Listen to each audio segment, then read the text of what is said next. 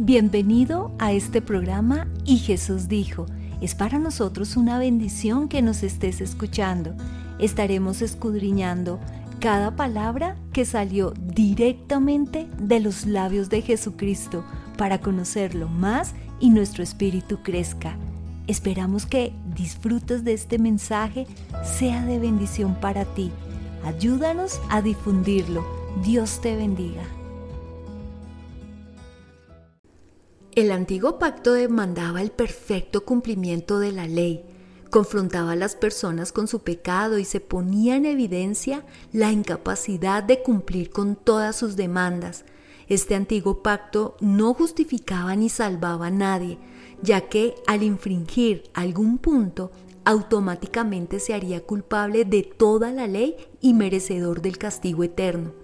600 años antes de Cristo, el Señor anunció a través del profeta Jeremías, como lo dice Jeremías 31, del 31 al 34, que vendría un nuevo pacto superior al anterior, porque en él sí tendríamos salvación, seríamos justificados, recibiríamos el perdón completo, tendríamos acceso a la presencia del Señor, traería vida espiritual. Este pacto estaría escrito en nuestros corazones y el único mediador es el Señor Jesucristo, por lo que el antiguo pacto no sería la esperanza final.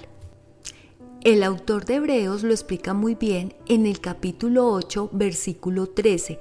Lo voy a leer de la NTV.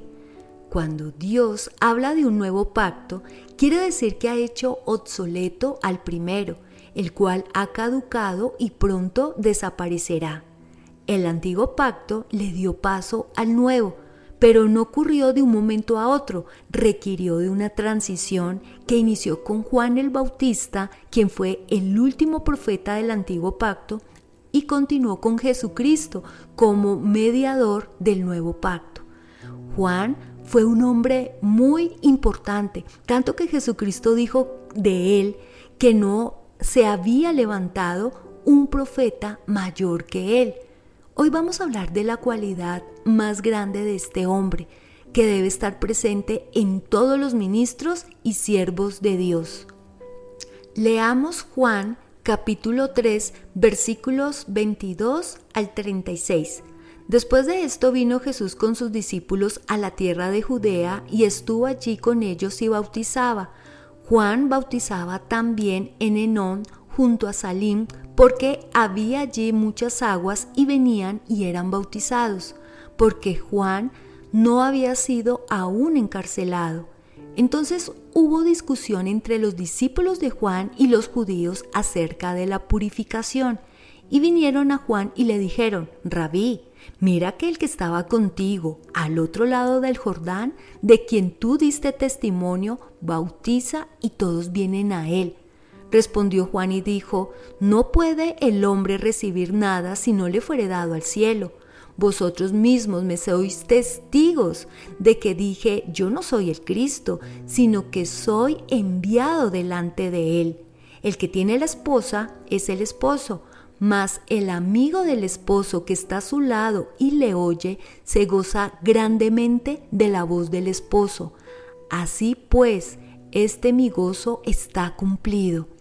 Es necesario que él crezca, pero que yo mengüe. El que de arriba viene es sobre todos. El que es de la tierra es terrenal y cosas terrenales habla. El que viene del cielo es sobre todos. Y lo que vio y oyó, esto testifica, y nadie recibe su testimonio. El que recibe su testimonio, éste atestigua que Dios es veraz, porque el que Dios envió, las palabras de Dios habla, pues Dios no da el Espíritu por medida. El Padre ama al Hijo y todas las cosas ha entregado en su mano. El que cree en el Hijo tiene vida eterna, pero el que rehúsa creer en el Hijo no verá la vida, sino que la ira de Dios está sobre él. Juan era alguien que hubiera podido ser una persona orgullosa. De él había escrito el profeta Isaías 700 años antes de que existiera, Isaías 40, del 3 al 5. Su nacimiento fue un milagro de Dios. Cuando su padre Zacarías estaba sirviendo en el templo, se le apareció un ángel del Señor para anunciarle que su esposa Elizabeth tendría un hijo, a pesar que ella era estéril, y ambos de avanzada edad. También le dijo que el hijo que tendrían sería lleno del Espíritu Santo desde el vientre y haría que muchos de los hijos de Israel se convirtieran al Señor. Lucas 1, versículos 13 al 17. Aparte de todo esto, tuvo el privilegio u honor de bautizar a Jesús. Con todos estos hechos extraordinarios, podemos ver que fue un gran siervo de Dios. No dejó entrar el orgullo en su corazón. Conocía muy bien cuál era el propósito por el cual había venido a la tierra. A veces cuando escuchamos su nombre, simplemente lo vemos como alguien que bautizaba y ya, pero su ministerio era mucho más. En él había una devoción hacia Jesucristo. Era la voz que en el desierto proclamaba la venida del Mesías. Bautizaba siempre y cuando se confesaran los pecados y se arrepintieran de ellos para que estuvieran preparados para la venida del Señor. Su ministerio iba creciendo en popularidad, como lo dice Lucas 3:7, pero cuando vio a Jesucristo y supo que Él era el Mesías, el Cordero de Dios que quita el pecado del mundo, reflejó en su vida la primera ley del ministerio, que es la humildad. De hecho, fue lo que siempre lo acompañó. Recordemos cómo se vestía, con ropa de pelos de camello, un cinto de cuero alrededor de su cintura, que era la vestimenta típica de un profeta. Su dieta era langostas y miel silvestre. Vivía una vida sencilla que se enfocaba en la obra del reino. Él nunca brilló más que Cristo. Por el contrario, su luz desvaneció cuando Jesús apareció. Él vivió para mostrar y servir a Cristo. Los ministros fieles son los que dan toda la importancia a Cristo y nada a sí mismos. Se consideran iguales a cualquier cristiano. Saben que ninguno es superior, que la única cabeza de la iglesia es Cristo. Nadie puede tomar su lugar. Sería deshonrarlo. Solo a Cristo le pertenece toda gloria y todo honor. En Juan capítulo 3, versículo 30, Juan el Bautista dijo: es necesario que Él crezca, pero que yo mengüe. Cuando es al revés, es decir, cuando son los ministros los que crecen y Cristo mengua, con seguridad serán iglesias que caen en la apostasía.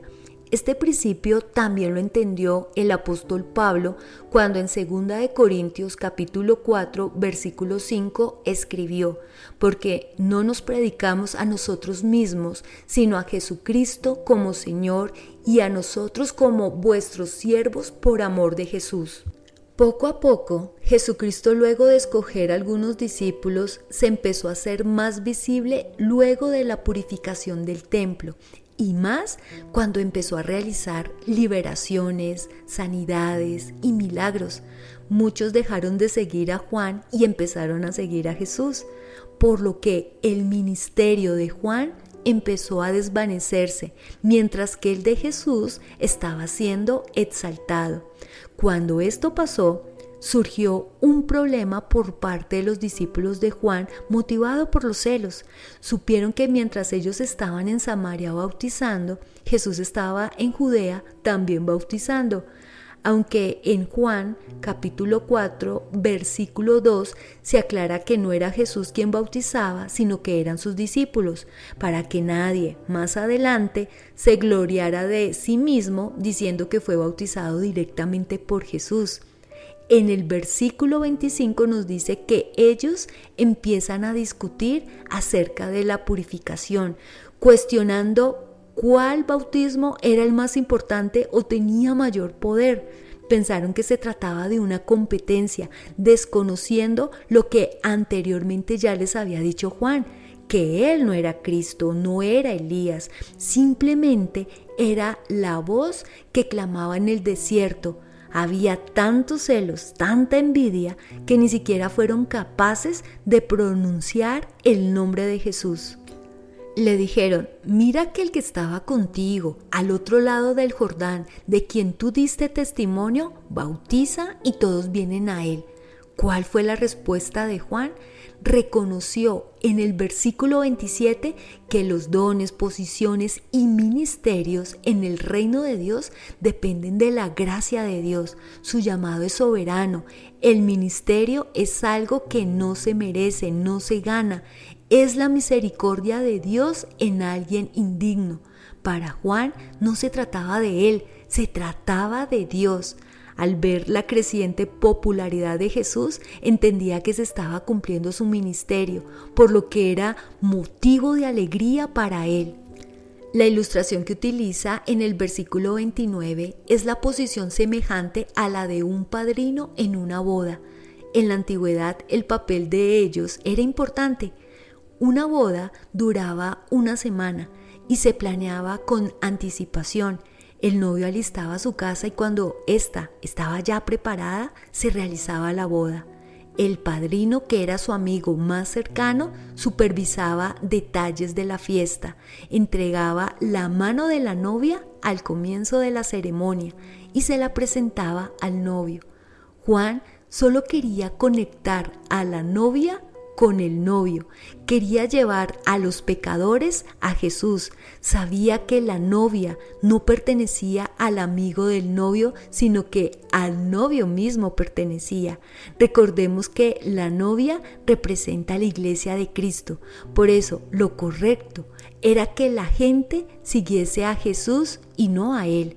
Por ello no sentía tristeza, por el contrario tenía gozo en su corazón cuando Cristo era alabado y honrado por los hombres. Si eres un ministro de Dios o alguien que sirve en la obra de Él, no olvides esta ley de la humildad. Lastimosamente muchos sí lo han hecho. Han empezado a idolatrar a sus pastores. Inclusive por internet se ha hecho conocer que algunos venden parte de sus vestidos dizque para que reciban las demás personas la unción. Salen al púlpito y las personas sienten que se van a desmayar.